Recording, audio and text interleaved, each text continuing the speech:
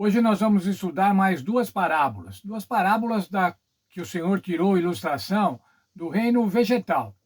A parábola da semente e a parábola do grão de mostarda. Vamos primeiro ver a parábola da semente. Parábola da semente que germina.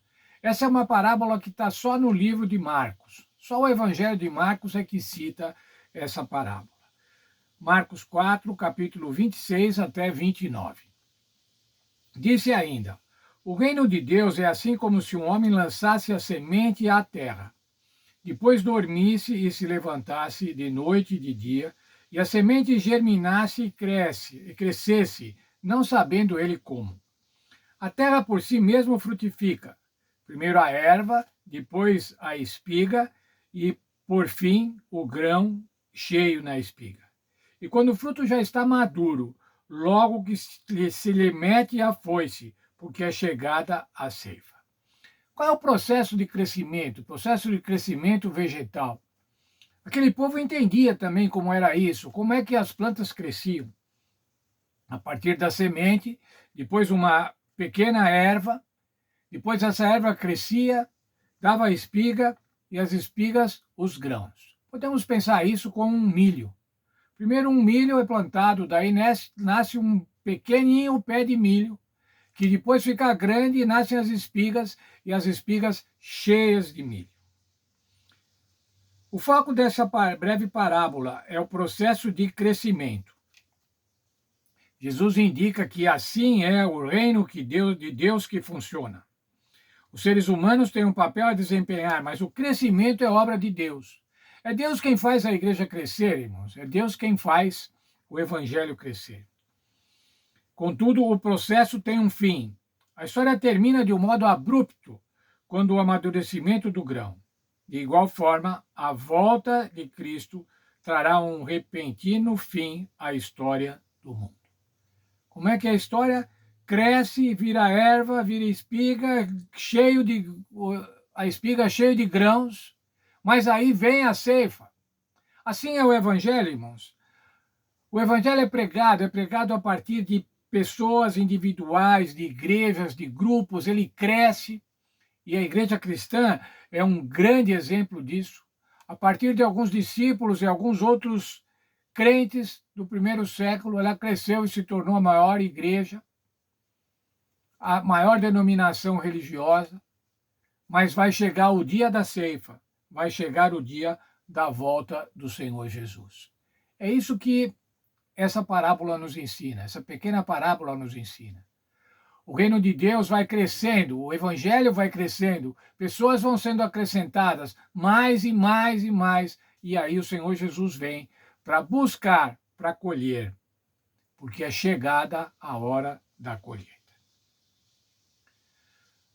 Ainda no capítulo 4 de Marcos, o Senhor Jesus formulou uma outra parábola, também utilizando um repertório agrícola, um repertório do reino vegetal, a parábola do grão de mostarda. Essa parábola também se encontra em Mateus e em Lucas. Vamos ver versos 30 até o verso 32. Disse mais: aqui assemelharemos o reino de Deus, ou com que parábola o representaremos? E ele diz assim: é como um grão de mostarda, que quando semeado é a menor de todas as sementes sobre a terra. Mas uma vez semeada, cresce e se torna maior do que todas as hortaliças, e deita grandes ramos, a ponto das aves do céu poderem aninhar-se à sua sombra. Uma pequena semente produz uma árvore. Na verdade, quando ele está falando aqui dessa mostarda, ele está falando que é uma árvore, que é um arbusto que fica até com 3 metros de altura. Pequenas coisas podem se transformar em algo muito grande. Pequenas sementes podem produzir árvores muito grandes. De certa forma que ela pode abrigar as aves do céu. Veja, por favor, o texto da nossa lição. Jesus ensinou que o reino de Deus, que começou muito pequeno, se tornará grande e impressionante. As pessoas da sua época podem ter menosprezado o pregador itinerante da Galiléia, que andava pelas ruas empoeiradas com seu grupo de discípulos, mas com o tempo seu reino de graça se expandiu em todo o mundo.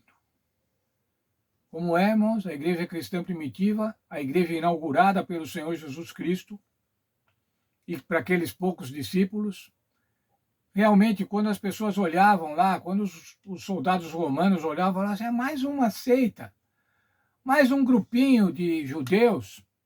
Mas o que se tornou numa grande igreja, se expandiu no mundo todo. A parábola ainda diz que esta árvore que cresce, pode abrigar as aves. Veja o texto de Salmo 104:12. Junto delas tem as aves o seu pouso, e por entre a ramagem desferem o seu canto. Falando sobre a criação de Deus. Ainda Daniel 4:10-12. Fala de Nabucodonosor quando ele teve um sonho, simbolizado com uma árvore debaixo da qual todos encontram sombra e abrigo. Esta é a árvore que o Senhor Deus plantou através da pregação do Evangelho, da pregação primitiva do Evangelho até os dias de hoje. A igreja cristã cresceu enormemente, mas eu peguei aqui, irmãos, fui buscar um dado sobre a nossa igreja, sobre a Igreja Adventista do Sétimo Dia.